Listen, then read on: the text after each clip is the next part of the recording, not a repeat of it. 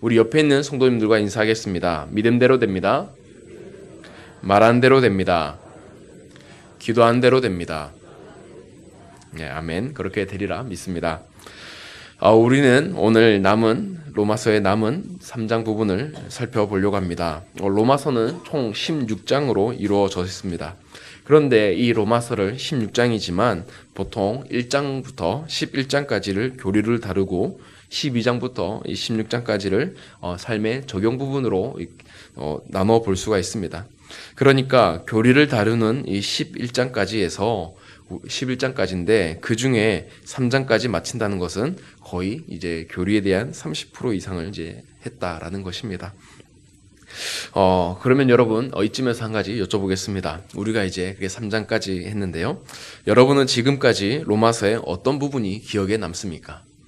그리고 로마서의 어떤 말씀이 여러분들에게 가슴에 남아 있습니까? 우리는 로마서의 모든 부분을 기억할 수는 없을 것입니다. 그러나 몇 가지 이제 강조점들이 이제 기억이 남을 수 있는데요. 저는 두 가지가 기억에 남습니다. 첫째로 모든 사람에게 복음은 필요하다라는 것입니다. 불신앙인에게도 복음이 필요하고 그리고 우리 같은 신앙인에게도 똑같이 복음이 필요합니다. 이 복음을 인해서 우리가 구원을 얻을 수 있었기 때문에 복음은 모든 사람에게 필요한 것입니다. 그리고 우리가 구원받은 사람대로 살기 위해서도 이 복음은 똑같이 필요합니다. 그래서 복음은 모든 사람에게 필요하다는 내용이 저는 기억에 남았습니다. 그리고 두 번째로 기억에 남았던 내용은 바로 모든 사람은 죄인이라는 사실입니다. 바울은 유대인들이나 헬라인들이나 모두 죄인이라고 계속해서 강조하고 있습니다. 자신을 죄인이라고 인정하는 것이 바로 복음의 출발점이기 때문입니다. 우리는 계속해서 몇 주 동안 이 죄에 대해서 살펴보고 있습니다. 그러면서 한결같이 바울은 모든 사람이 죄인이다라는 것을 강조하고 있다라는 것입니다. 바울은 왜 이렇게 이 죄를 강조하고 있을까요? 그것은 바로 아까 말씀드린 대로 기독교 신앙을 가지는 데에 죄를 자각하는 것만큼 중요한 것이 없기 때문입니다. 기독교에서 죄를 인정하고 복음을 받아들인다는 것은 우리가 흔히 생각하는 것처럼 가랑비에 옷 씻듯이 조금씩 자신의 죄를 회개하는 그런 일이 아닙니다. 우리가 회개를 할 때 보면 어느 한순간 자신이 부인할 수가 없는 완전한 죄인임을 우리가 깨닫게 됩니다. 그리고 이 죄인이라는 사실을 너무나도 강렬하게 우리가 체험하게 됩니다. 그렇게 해서 우리는 우리가 죄인이라는 것을 인정하게 되고 그때야 우리가 하나님을 찾기 시작한다라는 것입니다. 우리가 죄인이라는 사실을 깨닫지 못한다면 우리의 신앙의 여정은 시작할 수가 없을 것입니다. 그래서 바울도 계속해서 이 로마 교인들을 향하여 너희들도 죄인이다라고 계속 말하고 있습니다. 그러나 바울이 말하는 죄라는 것은 그냥 우리가 구원받지 못하고 계속해서 죽을 만한 그런 존재가 아니라는 것에 강조점이 있었습니다. 오늘 계속해서 살펴볼 내용도 마찬가지인데요. 바울은 우선 이 죄에 대해서 계속해서 말해주고 있습니다. 우리 먼저 본문의 시작인 19절과 20절 말씀을 보겠습니다. 함께 읽겠습니다.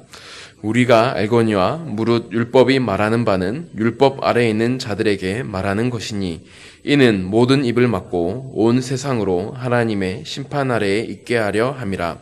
그러므로 율법의 행위로 그의 앞에 의롭다 하심을 얻을 육체가 없나니 율법으로는 죄를 깨달음이니라. 아멘. 바울은 오늘 19절과 20절에서 율법의 기능들을 말해주고 있습니다. 율법이 어떤 점에서 필요한지를 말해주고 있습니다. 그것은 바로 율법은 죄를 깨닫게 해주는 도구라는 것입니다. 율법에는 하나님의 뜻이 담겨져 있습니다. 그래서 우리가 율법을 통해서 우리가 죄인이구나, 하나님의 뜻대로 살지 못했구나라는 것을 깨달을 수가 있다라는 것입니다. 그리고 율법을 통해 우리가 죄인임을 깨닫고 그리고 더 나아가서 우리 앞에 하나님의 심판이 있음을 우리가 알게 된다라는 것입니다. 내가 죄인이기 때문에 내가 하나님의 심판을 피할 수가 없게 됐음을 바울은 말해주고 있습니다. 이것이 율법의 기능이었습니다. 많은 유대인들이 율법을 알았습니다. 그런데 그 그들로 율법 앞에서 의인으로 만들어주지 못했습니다. 왜냐하면 아는 것과 지키는 것은 전혀 별개의 문제이기 때문입니다. 많은 유대인들이 율법을 안다고 자랑을 했습니다. 그러나 그들은 하나님의 눈에 볼 때는 율법을 지키지 못한 자였습니다. 어느 육체도 율법으로 하나님 앞에 온전히 설 수 없음을 바울은 말하고 있다라는 것입니다. 사랑하는 성도 여러분, 우리가 오늘 이 말씀을 볼 때에 이 말씀을 우리에게도 한번 적용해 볼 수가 있습니다. 많은 사람들이 복음에 대해서 너무나도 잘 안다고 합니다. 그리고 예수님에 대해서도 교회 다니는 것에 대해서 잘 안다라고 합니다. 그리고 예수님이 어떤 삶을 사셨는지 잘 안다고 말합니다. 그러나 아는 것과 행하는 것은 전혀 별개의 문제라는 것입니다. 우리가 예배를 드리면서 또한 성경을 읽으면서 우리의 지식은 쌓을 수 있지만 그렇다 하더라도 우리의 행위가 변하는 것은 전혀 또 다른 문제라는 것입니다. 우리가 아무리 복음에 대해서 많이 알아도 성경을 많이 읽고 기도를 많이 하더라도 우리가 죄인이라는 모습이 사라지는 것은 아닙니다. 우리가 깨닫는 것은 무엇이냐면 신앙의 연수가 길어지면 길어질수록 그리고 내가 성경에 대해서 알면 알수록 우리가 더 눈여겨봐야 되는 것은 내가 심각한 죄인이라는 것을 깨달아야 된다라는 것입니다. 하나님 앞에서 나를 볼 때에 얼마나 내가 많은 죄를 짓고 살아가는지 그리고 내가 얼마나 하나님 앞에서 하나님 뜻대로 살아가지 못하는지를 우리가 깨달아야 한다라는 것입니다. 아마 우리는 믿음 생활을 하고 나서도 하나님의 뜻대로 사는 것보다 하나님 앞에 죄를 지었던 적이 훨씬 더 많이 있었을 것입니다. 비록 우리가 하나님의 은혜로 의롭다함을 얻었지만 우리의 행위로 본다면 우리도 하나님 앞에 의로울 수 없음을 우리는 고백해야 하는 것입니다. 바울은 지금 유대인들에게 어느 육체도 하나님 앞에 의로울 수가 없다라고 말하고 있습니다. 왜냐하면 안다고 그것이 행위가 바뀌는 것이 아니기 때문입니다. 그래서 우리에게 필요한 것은 아는 것뿐만 아니라 그 복음대로 믿고 살아가는 모습이 우리에게 필요한 것입니다. 그렇게 모든 육체가 죄를 범하고 있을 때에 하나님께서 이 죄인들을 위한 처방전을 하나 내주셨습니다. 그분은 바로 예수 그리스도이십니다.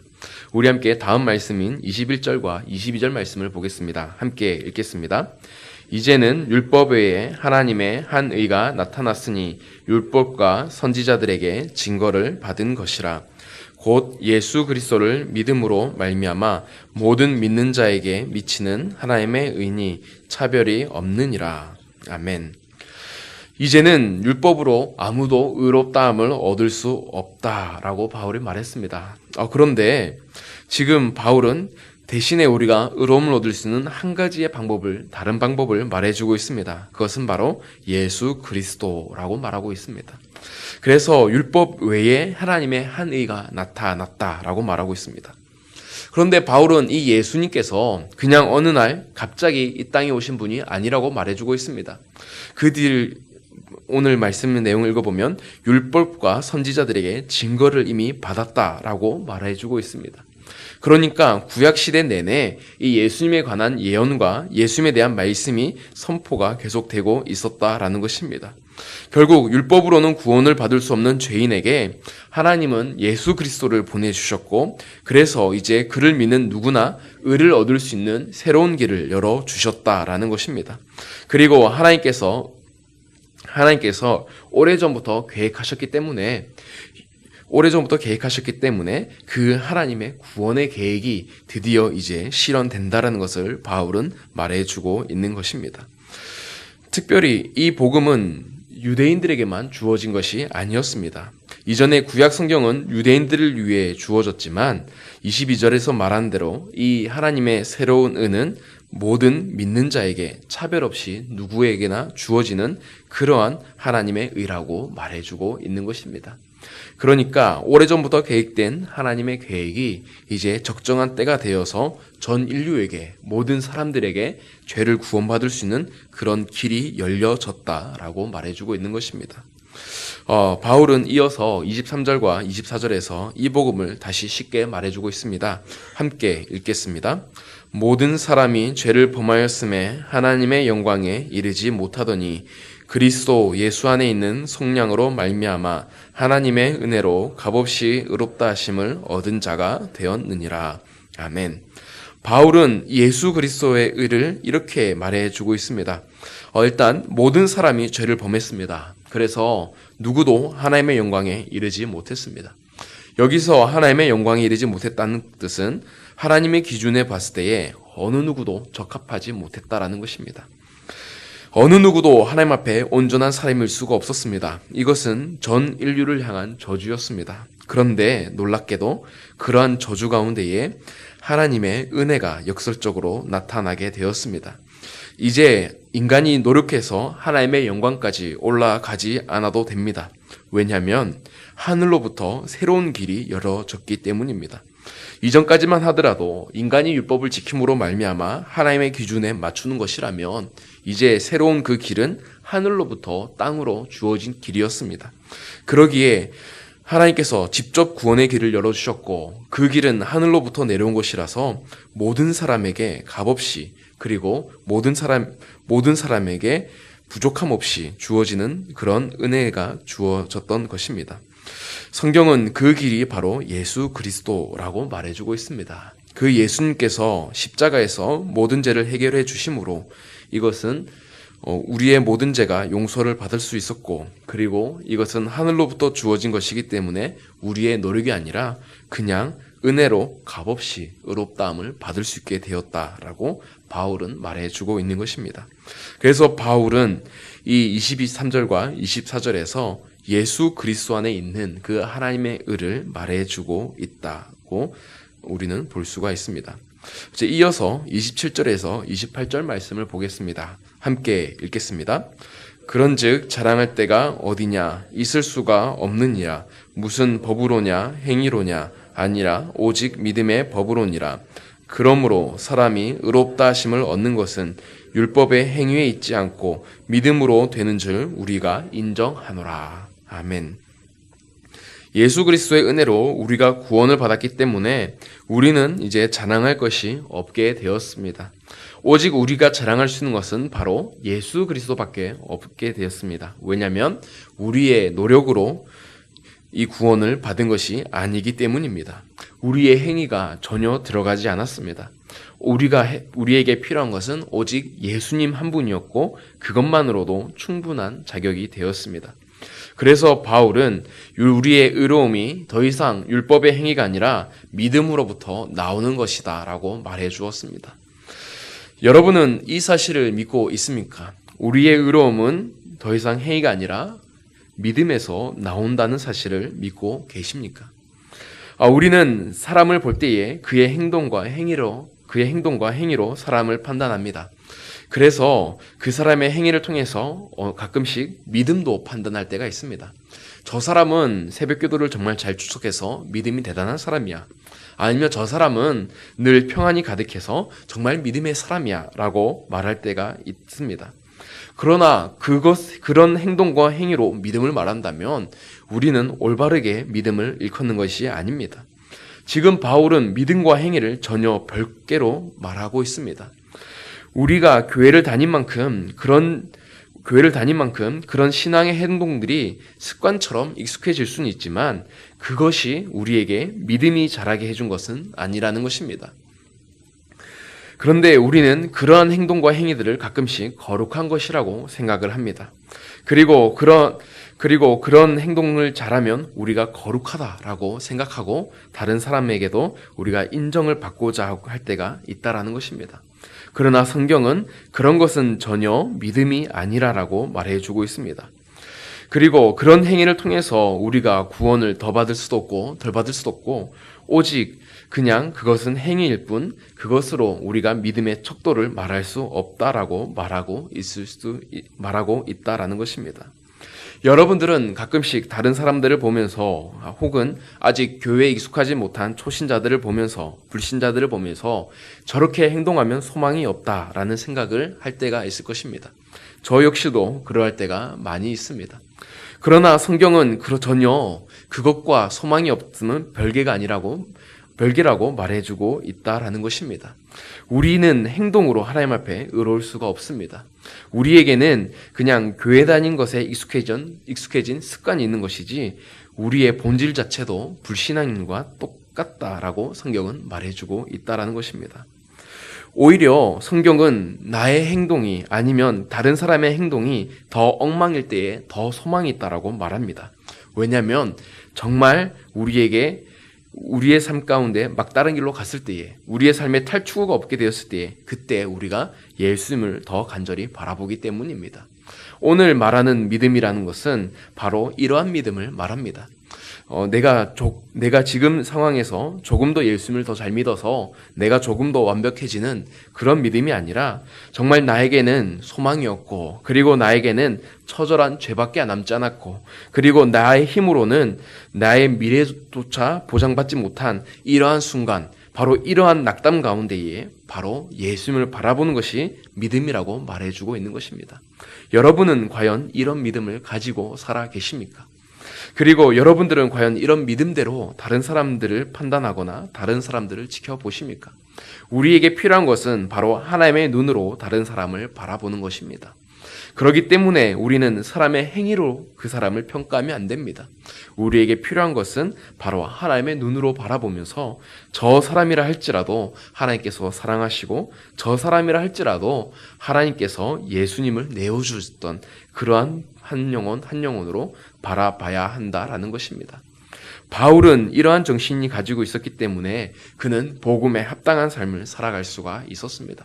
만약에 우리가 믿음을 말한다고 하면서도 우리가 다른 사람을 한 영혼으로 바라보지 않는다면 우리는 더 이상 하나님의 뜻대로 살아가지 않는다라고 생각해 볼 수가 있습니다. 왜냐하면 그것은 하나님의 뜻이 아니기 때문입니다.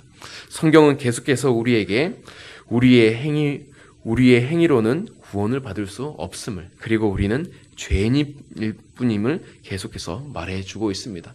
바로 그때에 우리는 바로 예수님을 찾게 되는 것입니다.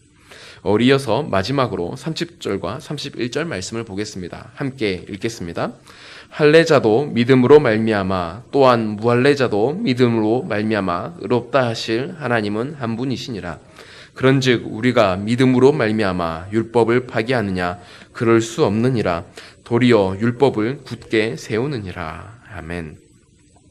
지금 바울은 할례자도 무할례자도 모두 믿음으로 말미암아서 의롭게 된다라고 말하고 있습니다. 사실 이 표현은 오늘 본문에서도 계속해서 반복되고 있습니다. 사실 표현하는 방법이 달라서 그렇지 결론적으로 따지면 예수님을 믿는 믿음으로 전 인류가 구원받을 수 있다는 말을 계속해서 반복하고 또 반복하고 다르게 표현해주고 있다는 것입니다. 그리고 바울은 이것이 하나님이 정하신 하나님의 법이기 때문에 예수님만으로 우리가 구원을 받는다, 이것을 강조하고 있다라는 것입니다. 자, 그러면 우리는 이렇게 생각해 볼 수가 있습니다. 그럼 이제 율법은 소용이 없는 것인가? 그리고 이제 구원을 받은 우리에게 율법은 아무런 효력이 없는 것인가? 바울은 또 그렇지 않다라고 말하고 있습니다. 바울은 우리가 믿음으로 율법을 도리어 굳게 세워준다라고 말하고 있습니다. 이 말은 율법만 존재했을 때에 우리는 죄인밖에 되지 않았습니다. 율법은 우리를 정죄했기 때문에 우리는 죄인이 되었습니다. 그런데 이제 하나님의 새로운 의가 나타났습니다. 율법을 주지 못한 구원이 바로 예수 그리스도를 통해 우리가 받았습니다. 그렇게 해서 우리는 구원의 경험을 얻게 되었습니다.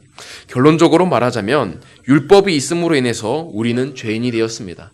그리고 죄인이 되었기 때문에 우리가 예수님을 바라보았고, 그렇기 때문에 구원을 받을 수가 있었다라는 것입니다. 그래서 바울은 우리 율법이 오히려 믿음으로 말미암아 굳게 세워진다라고 말해주고 있는 것입니다. 이것은 하나님께서 예비하신 역설적인 구원의 방식입니다. 바울은 죄가 더한 곳에 은혜가 더욱 넘쳤다라고 말하고 있습니다. 이 말은 죄가 깊은 곳에 하나님의 은혜가 더욱더 강력하게 나타날 수밖에 없다는 것입니다.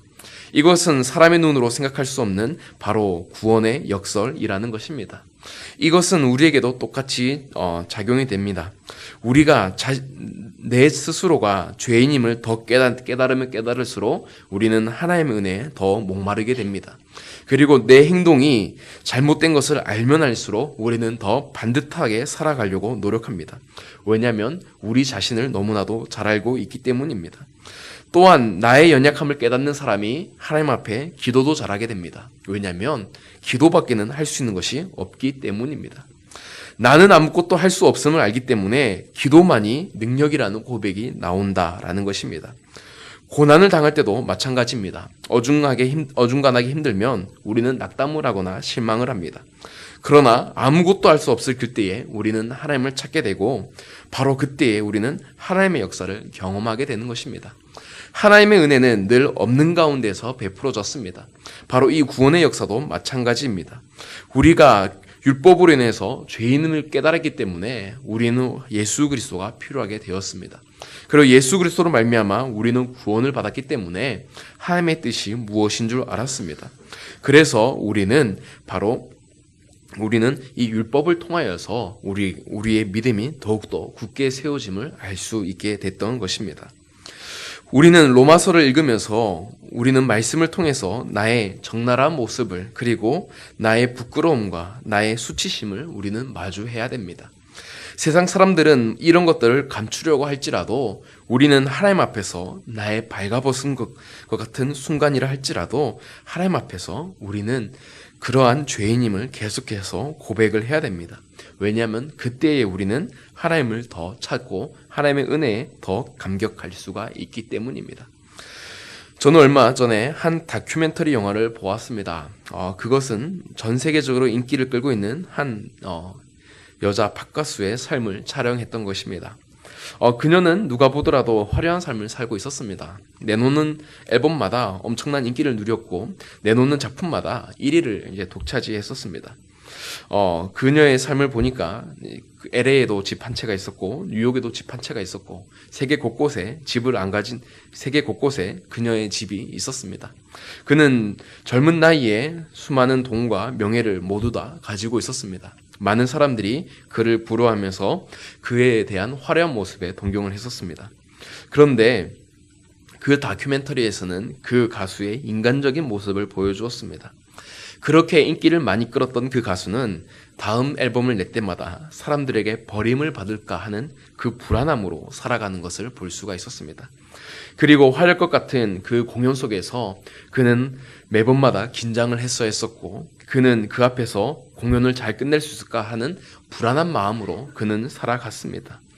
그리고 어디 가나 그는 수많은 사람들에게 감시를 받는 듯한 삶을 살았습니다. 모두가 자기를 인정해 주는 건 좋았는데 모든 사람이 자기를 감시한다고 느꼈을 때 그것은 매우 불행한 삶이 되는 것입니다. 그래서 그는 수많은 압박과 눌림 속에 살고 있었고 그리고 그녀는 담배와 술에 찌든 삶을 살아가고 있었습니다. 저는 평소에 그 가수를 너무나도 좋아해가지고 그 다큐멘터리를 보는 내내 한 가지 생각밖에 안 떠올랐습니다. 그 가수를 위해서 꼭 기도해 주어야 되겠다. 저 사람에게 정말 복음이 필요할 것 같은데 라는 생각이 정말 많이 들었습니다.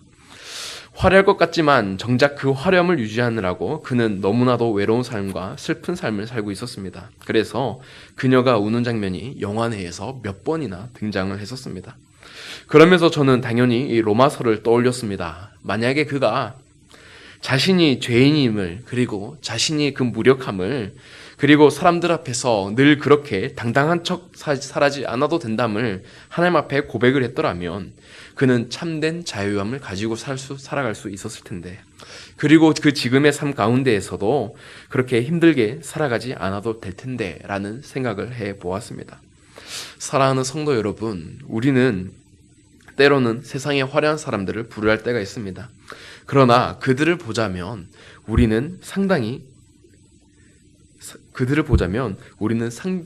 하나님의 은혜를 많이 받은 존재임을 알 수가 있습니다.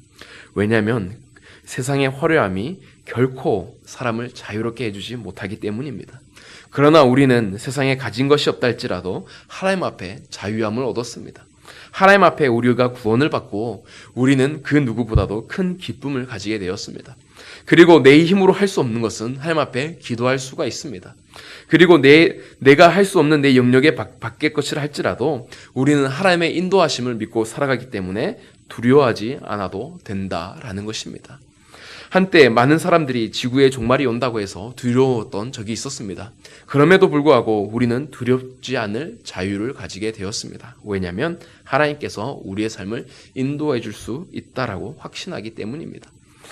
우리가 죄인임을 계속 인정하고 우리 스스로가 혼자서 못 서는 존재임을 고백할 때마다 그때마다 하나님은 우리를 더 큰 자유를 주시고 하나님은 우리를 더 큰 은혜를 주셔서 우리를 정말 하나님의 참된 자녀로 만들어준다는 사실을 우리는 기억을 해야 됩니다. 오늘 로마서는 계속해서 그 사실을 강조하고 있습니다.